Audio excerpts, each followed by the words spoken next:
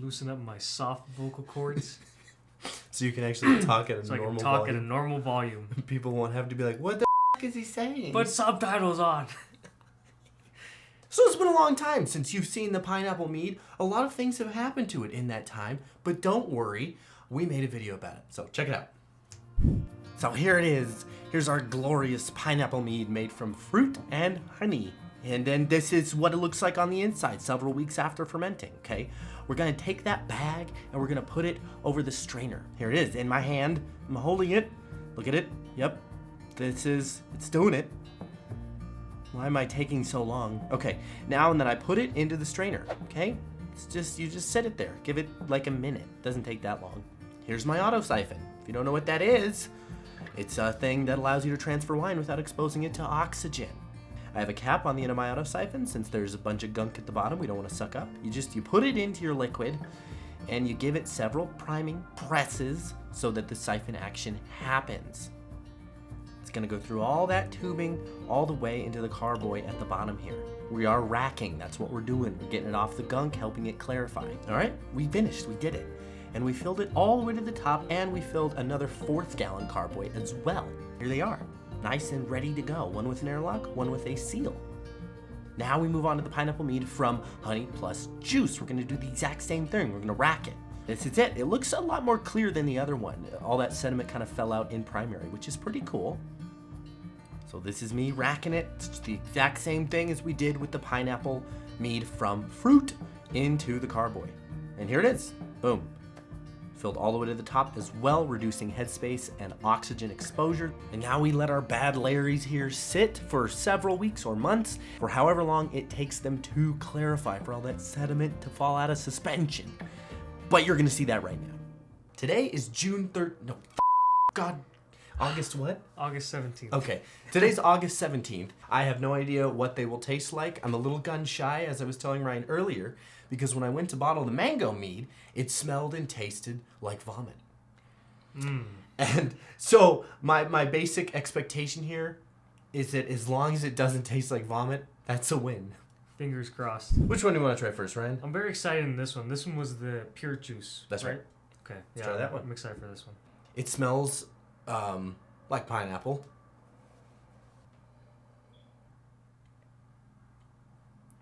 Not bad. Yeah, not bad. It doesn't taste like vomit. No, it doesn't smell or taste like vomit. It tastes like a dry wine. Right as you swallow it. Yeah, It's right. kind of like a buttery, like waxy. Right as I you don't know. swallow it, it's a little weird, but then if you let it sit in your tongue, I Yeah. taste more pineapple at the end than the Me first too. sip. I think it needs to be balanced though. It's pretty harsh. I think a little bit of honey will go a long way to round it out. Yeah, Yeah. definitely. Number 2. Ooh. Now we're gonna try the pineapple mead from the fruit. I hope they don't taste exactly the same.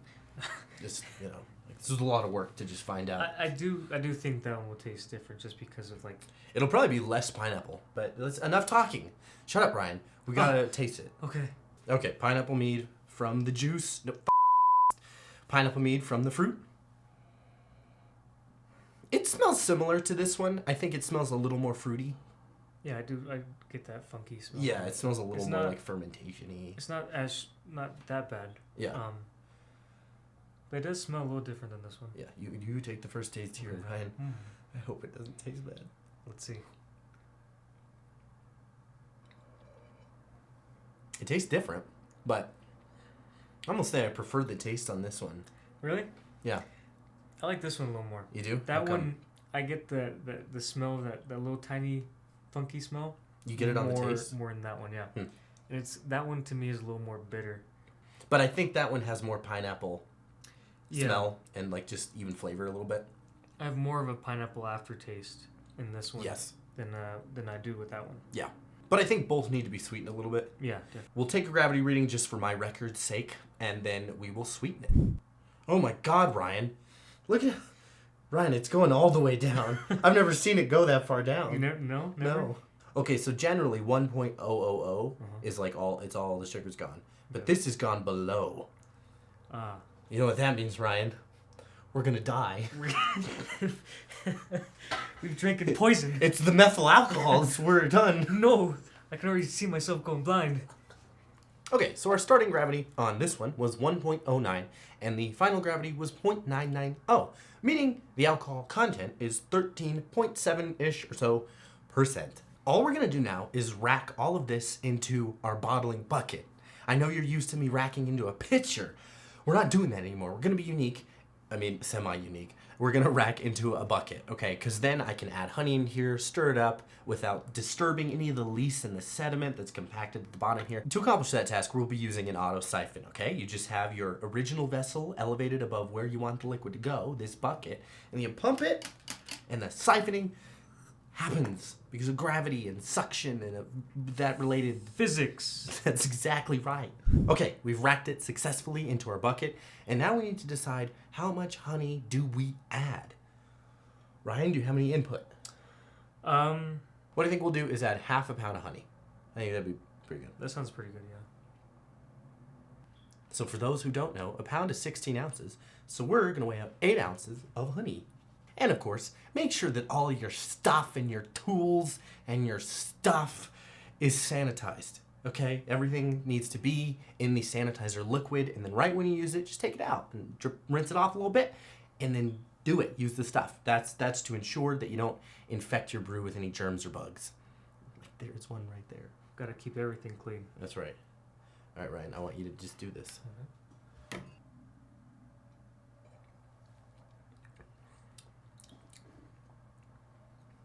It doesn't taste any sweeter at all. To me, it's more like tangy than bitter now. I honestly think we add another half pound. Is that something you could get behind? I'm down with that, yeah.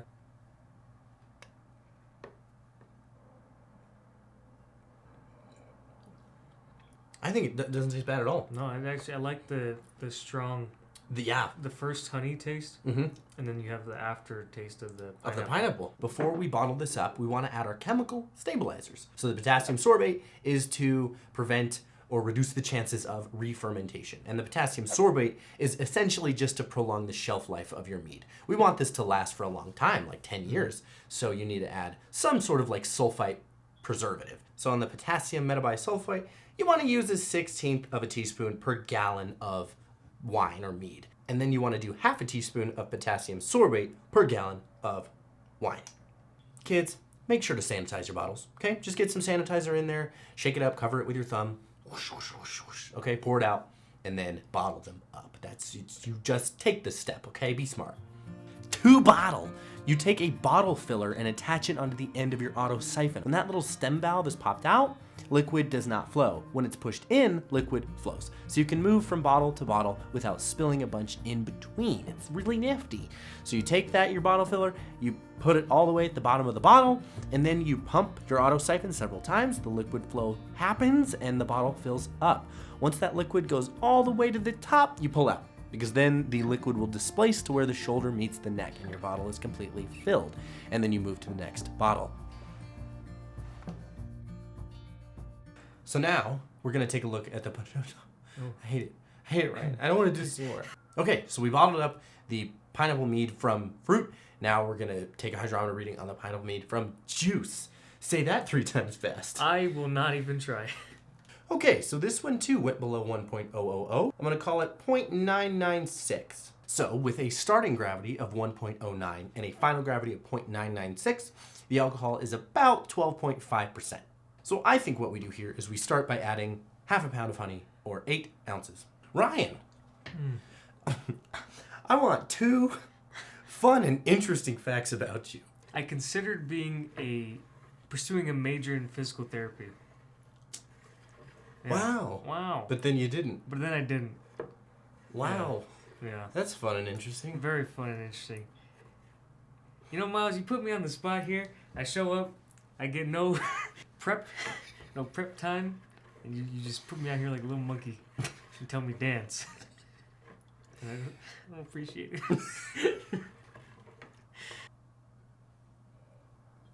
I think it does taste a bit sweeter. A bit.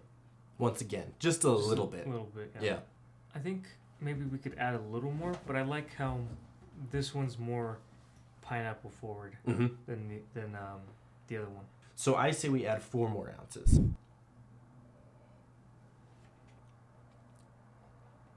there's a stronger pineapple aftertaste. Yeah. Like there's a punch of honey at the beginning, but then the rest of it to me is pineapple. Yeah. I think it's. Do you like it? I think it's. Yeah, pretty I think good. it's balanced. Yeah. Very balanced. Because that's what you go for when you back sweeten. Unless you really just want sweetness and like a dessert wine, you're looking for balance. Okay, so less is often more. And this one has 10 ounces. The other one had 16 ounces of honey. I think this is more balanced than that one. It has an edge. They're both really good, but I think this one, we hit the nail on the head. Yeah. To bottle your wine, you get corks. You can do size 7, 8, or 9. It doesn't matter. You take that cork right here. It's right here. And you just plop it right into that little hole. All right? That means it's snug and it's ready to be inserted into the bottle. And then you take your bottle and then you make sure it pops into place. Everything's lined up. And then you press down as hard as you can. No, it's not that hard. You just press down. It's not going to break or explode. And you pop it into place, and you do that for all your bottles, and then they're corked. Boom, we did it, Ryan. Whew, man. Look at all these. That's right. So as I always do at the end of every mead or wine project is we do notes for next time. What would I do differently if we were to do this all again? Number 1, I would use more caution when back sweetening, okay? I was able to do that in real time because the mead made from fruit, we sweetened a little bit too much, and so then the mead from juice, we didn't sweeten as much, and it was a little more balanced. So I would just practice extra caution every time when I'm back sweetening, really go in small steps. And then for the second note, we're going to next time experiment with different types of honeys. So as you know, we used wildflower honey on this. I think that another honey that would be really awesome to use is orange blossom. That's honey that the bees made from the blossoms of oranges, the flower blossoms. So it has a citrusy note to it. I think that would blend really well with pineapple. Finally, I would change the process I currently have for how I bottle. I would back sweeten a week before bottling because you'll notice from all these bottles here, they're really hazy now. They were incredibly clear before, but now they're hazy. And that's not because I sucked up least, because I was really careful. I think that's what's called honey haze, which honestly I don't know a lot about, but I would back sweeten a week before bottling to give it a chance to clarify. And there's a good chance it'll clarify in the bottles. Like I said, still needs more research. If you happen to know what honey haze is and how that works, go ahead and leave that in the comments. But even considering all of those things, this is one of my favorite meads we made so far. My takeaway overall is that mead made from the juice is probably better because you get more of the fruit flavor, I think. And then that's just kind of the common sense of it, which we verified. Thank you so very much, Ryan, for joining me on the Pineapple Mead. It was a lot of fun. As always, it's a pleasure having you on the show. Yes, thank you. Thank you for having me here. Of course. So we'll figure out what to do for our next project, and we'll see Ryan again. But in the meantime, watch some videos, and have a